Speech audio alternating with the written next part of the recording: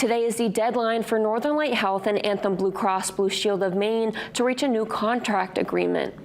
NLH and Anthem failed to reach a new deal by the end of their original September deadline, but agreed to extend their existing contract to October 31st. We reached out to NLH and Anthem earlier this week, and both sides says there were no updates on the negotiations.